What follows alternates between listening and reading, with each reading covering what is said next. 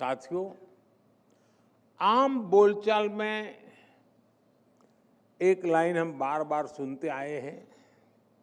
कभी हम भी बोलते हैं, कभी हम भी सुनते हैं और कहा जाता है मिसिंग द बस।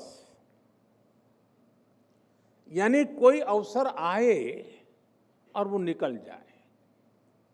हमारे देश में पहले की सरकारों ने टेक्नोलॉजी और इंडस्ट्री के अवसरों की कई ऐसी बसेस छोड़ी हैं।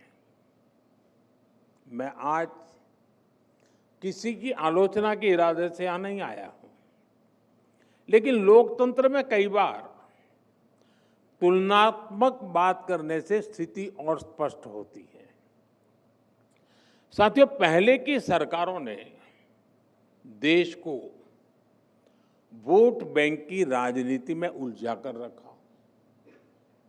उनकी सोच चुनाव से आगे सोचने की ही नहीं थी।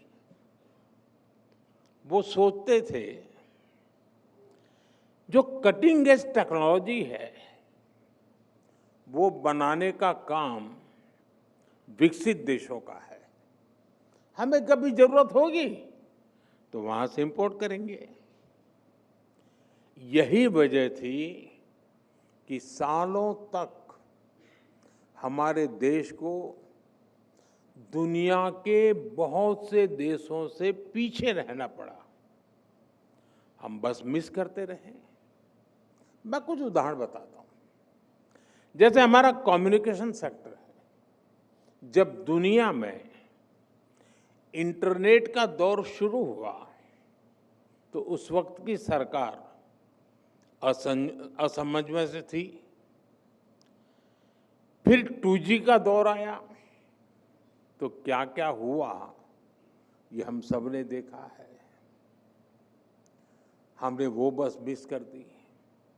हम 2G, 3G और 4G के लिए भी विदेशों पर निर्भर रहे।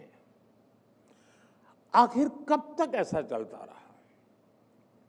इसलिए 2014 के बाद भारत ने अपनी अप्रोच बदली।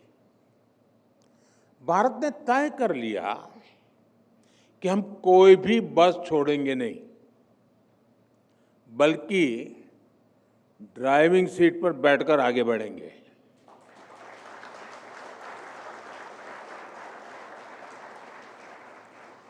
और इसलिए हमने पूरा अपना 5G स्टैक देश में ही विकसित किया। हमने मेड इन इंडिया 5G बनाया भी और सबसे तेजी से देश भर में पहुंचाया भी। अब हम मेड इन इंडिया 6G पर तेजी से काम कर रहे हैं। और साथियों, हम सब जानते हैं भारत में सेमीकंडक्टर बनने की शुरुआत भी 50-60 साल पहले हो सकती थी, लेकिन भारत ने वो बस भी मिस कर दी और आने वाले कई वर्षों तक ऐसा ही होता रहा। आज हमने ये स्थिति बदली है। भारत में सेमीकंडक्टर से जुड़ी फैक्ट्रियां लगनी शुरू हो चुकी है। इस साल के अंत तक पहली मेड इन इंडिया चिप बाजार में आ जाएगी।